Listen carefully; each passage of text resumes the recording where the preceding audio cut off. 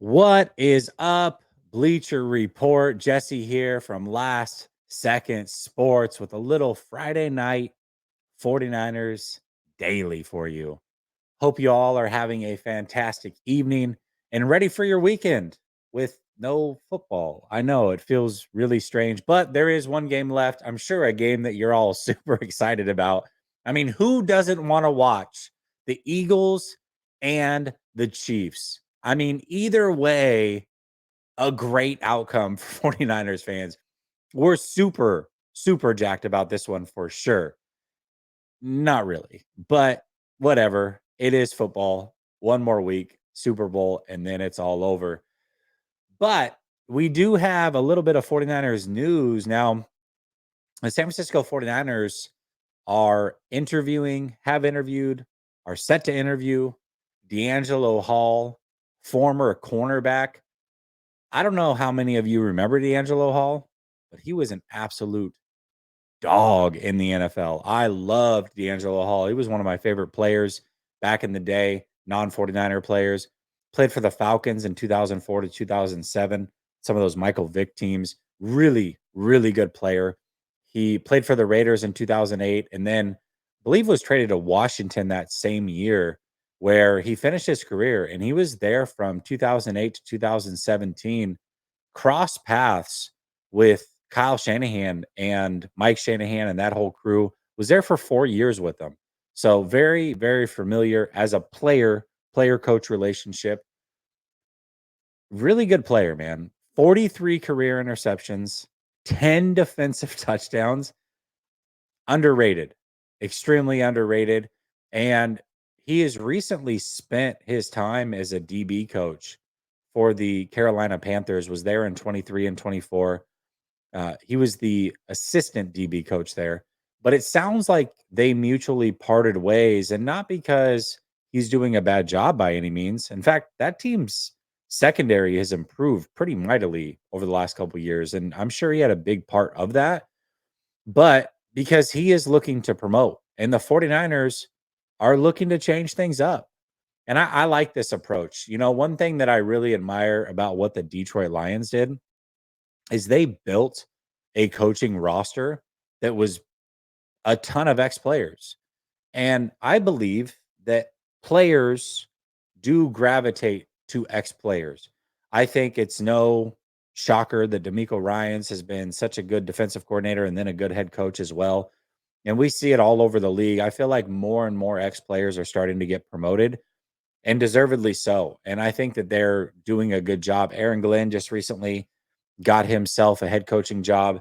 He did a great job with Detroit. And then all the assistants underneath him were ex players. Dan Campbell was an ex player. So we're starting to see this more and more often where ex players are becoming coaches. And I like it. I really like it. And they're doing it at young ages. It's not like, we're talking less than 10 years since he retired and he's already in the coaching game. I do like this. And hopefully he's does a good job in the interview and is somebody that Saleh wants to bring in. But I think Saleh reworking this staff a little bit and bringing in some outside folks is a really good thing. And bringing in players, I mean, imagine being a player and being coached by an ex-player, but not only an ex-player, but an ex-player who did it at a high level. You're going to listen. You're going to respect that. In fact, a lot of these guys saw him play football. It's not like he's that old. You know what I mean? So he was a good player in the league and not too long ago. So I would love to have somebody like D'Angelo Hall or other ex players. I think it's a great idea. And hopefully he knocks his interview out of the park and becomes a part of the San Francisco 49ers. But a bit of news that I thought we should talk about. Now, let's talk about a mistake that the 49ers cannot make during this offseason and really more importantly during this draft process. You ever have a thought and sometimes you go into an exercise and it's not exactly the way that you thought it was, but there's confirmation bias. I look at the San Francisco 49ers and the way they've drafted the second half of Kyle Shanahan's tenure. And it really just feels like they haven't drafted a lot in the trenches, which is somewhat true. But when I compared it to the first half of what they've done, they've actually pretty much drafted in the trenches the exact same. A little bit less, and we'll go over it in a minute. But I was surprised. I started doing some homework and looking into the roster construction of the 49ers, and I was a little bit surprised. I was a little bit surprised that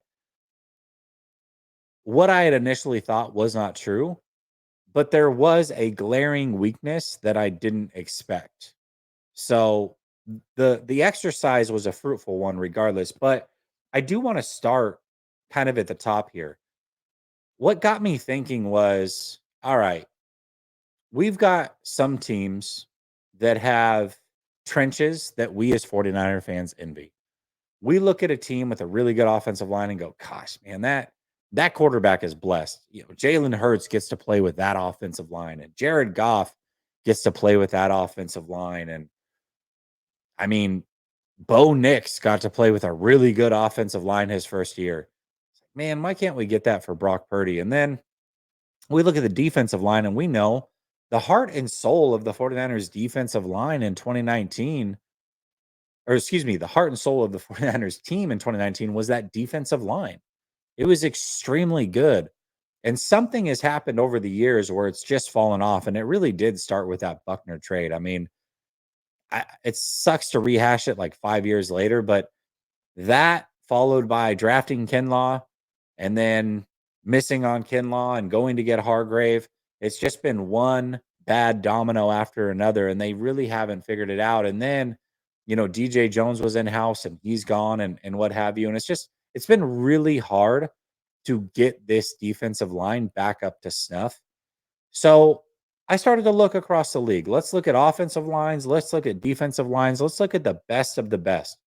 And how are they constructing those lines? Meaning, are they doing it through free agency or are they doing it through the draft? As I suspected, they're doing it through the draft. The 49ers are not doing that necessarily, especially on the defensive line. So let's go through it. What I did was, and this is not an exact science, some people love PFF, some people don't. I love PFF for their advanced stats. Their player grades are a little bit sketchy for me from time to time, but when it comes to offensive line rankings or unit rankings, I feel like they do a pretty good job.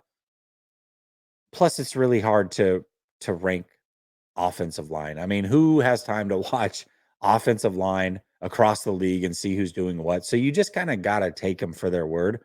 So what I did is I took the top 5 rated PFF offensive lines, and then I added in one more that the perception is we all believe this team has a really good offensive line, but they just didn't happen to fall in the top 5.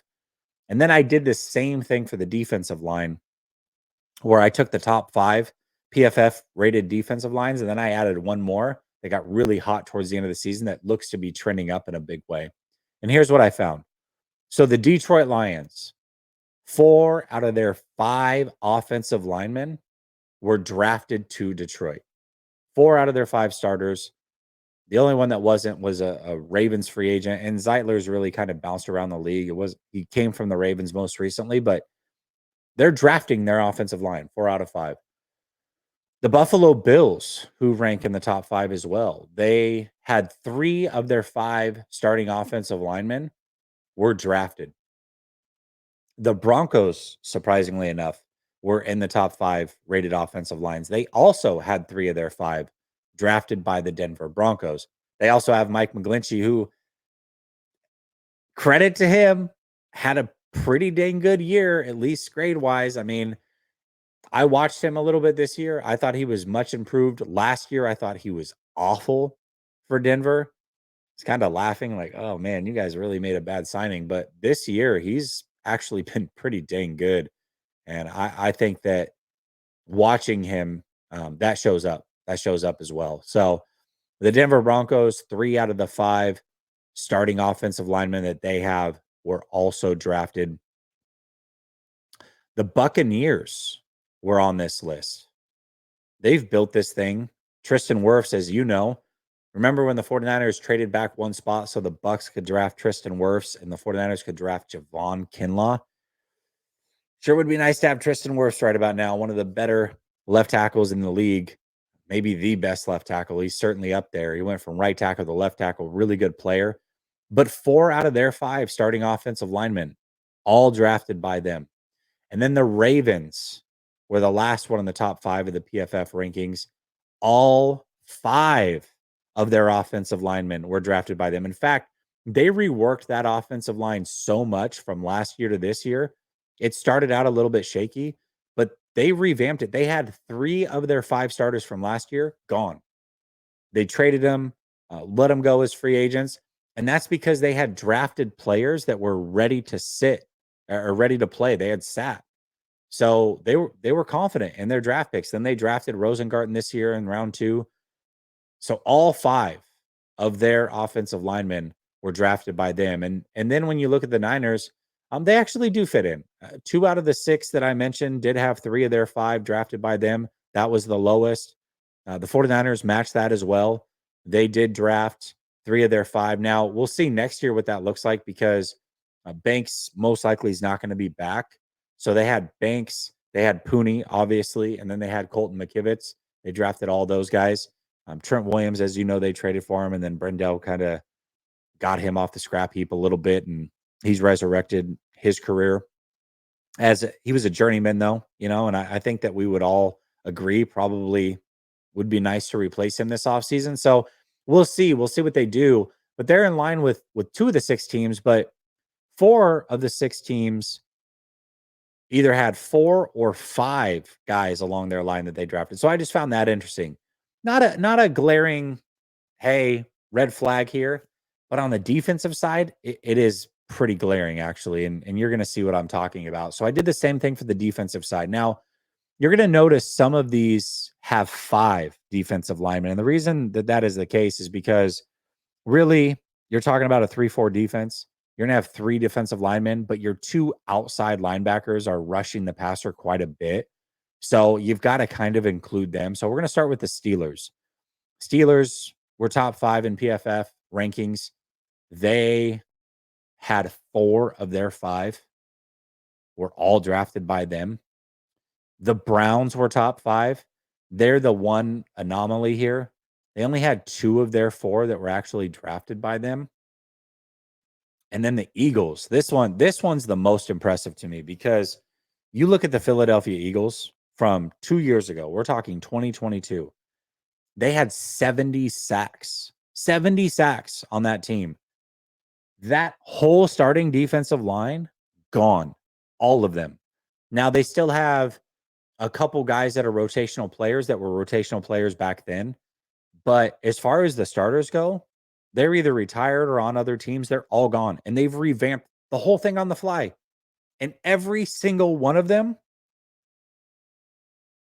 all drafted by them. All 5 of their pass rushers or linemen, guys that put their hand in the dirt, frequently are hand-to-hand combat with offensive linemen. 5, all 5 were drafted by the Eagles. And they've done this over a few years now. I mean, they draft heavy on the defensive line. So that one was super impressive to me. You've got the Broncos on offense and defense, by the way. They 3 of 5, 3 of their 5. And then the Titans, 3 of their 4 were drafted by them as well. I don't know. Did I mention when I was talking offensive line? Maybe I did. The Eagles. I threw the Eagles in, and I think you would agree with me. The 5 teams that PFF had as far as offensive line was Lions, Bills, Broncos, Ravens, Bucks.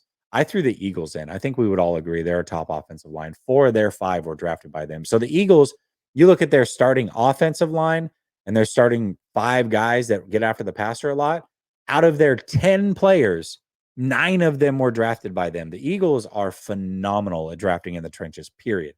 They just are. You had Kelsey retire this last year, but 2 years ago, they drafted arguably the best center in the draft, and he was just waiting to replace Kelsey, and he made the Pro Bowl his first year. So the Eagles are doing something special. So the Broncos, again, 3 of 5. Titans, defensive line, 3 of 4. And then the Rams are the extra team that I threw in there. And the reason I threw them in there, very, very young defensive line, and they came alive in a big way in the playoffs. I think they're going to be a top-notch defensive line going forward. All 4 of their linemen were drafted by them. And this is where the glaring red flag, hey, look at me, for the San Francisco 49ers did show up. Only one player along that starting defensive line has been drafted by the San Francisco 49ers, and we know that that is Nick Bosa, who's been phenomenal.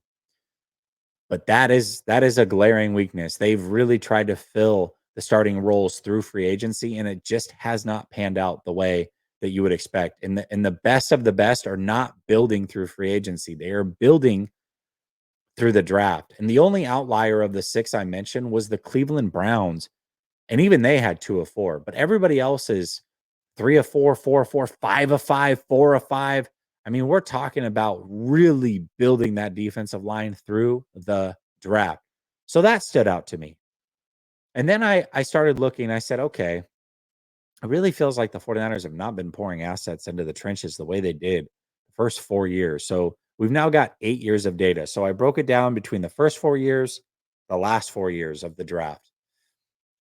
They had 10 picks in the first 4 years were trench players, either offensive line or defensive line. Now, there were a couple linebackers that I included in this, but they were drafted, like Drake Jackson, for example, was a linebacker, but he was drafted to play defensive line, right?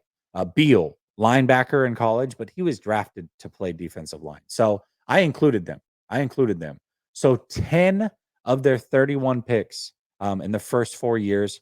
Now, I know Drake Jackson and Beal, by the way, are in the final 4 years. We'll talk about that in a minute, but they are included.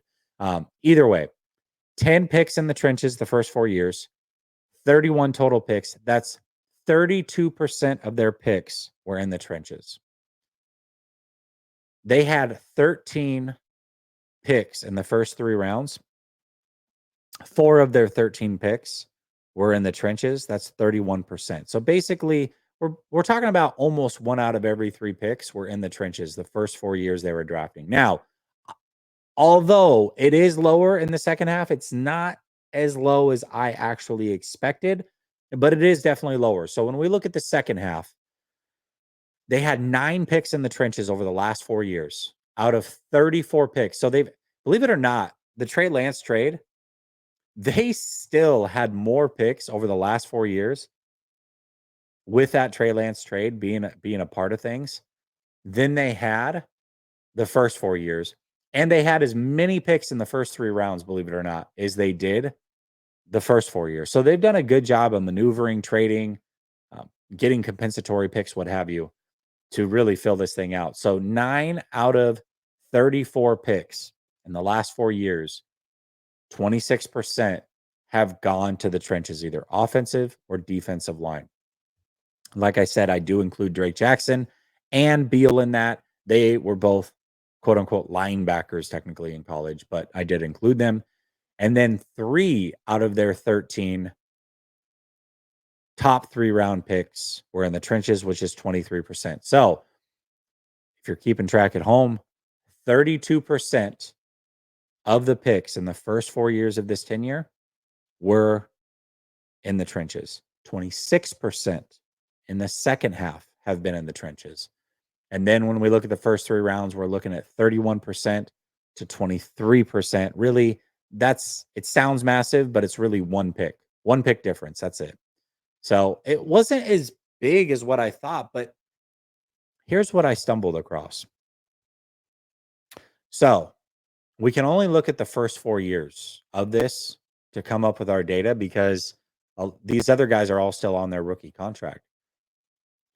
But only 2 out of the 10 players they drafted in the trenches over those first 4 years made it to their second contract with the San Francisco 49ers. Do you know who those players are? Nick Bosa, obviously, and Colton McKivitz. Those are your 2. 2 out of 10, 20%. So really, the weakness is not that they're not drafting enough in the trenches. I mean, we can argue that. We can say, hey, it would be nice to draft more. they haven't drafted a defensive lineman in the last 2 years.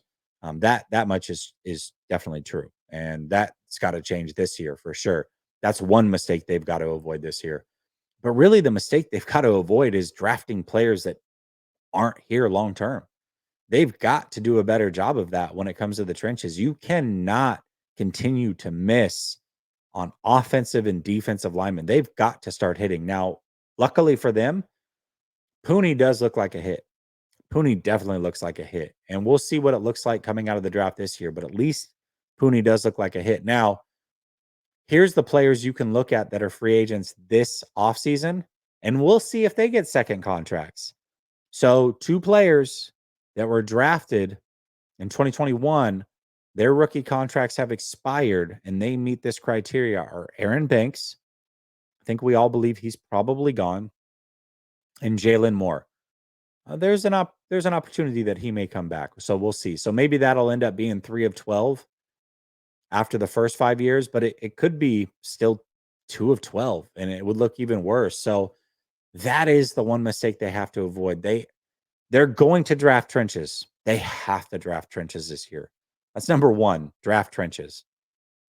Number two, man, you better pour every resource you have into making sure that you hit on these players. Absolutely have to make sure that you hit. Now, we have had the Senior Bowl this week, and with that, a lot of people are excited about players, and I'm going to give you a few that meet this criteria. I'm going to give you a couple players for each round that I like. Most of them are in the trenches. In fact, pretty much all of them except for two are in the trenches. And I want to give you these players.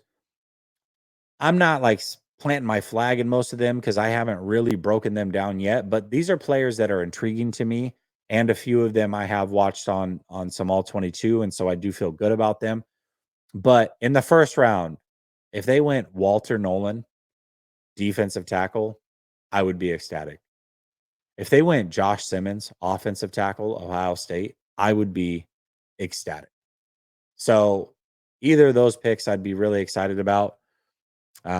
James Pierce, another defensive lineman that I watched, he's good. Don't get me wrong. I just wasn't overly impressed with him. So I don't know that I would be super excited about him, but he is a high ranked prospect. Maybe there's something I'm missing. And I don't claim to be an expert by any means. I'm just giving you my thought off of watching him.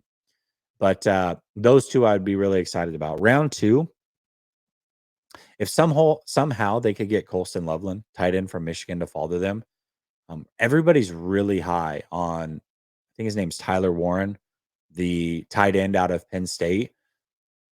Colston Loveland might be the best tight end in this draft. He very well may be.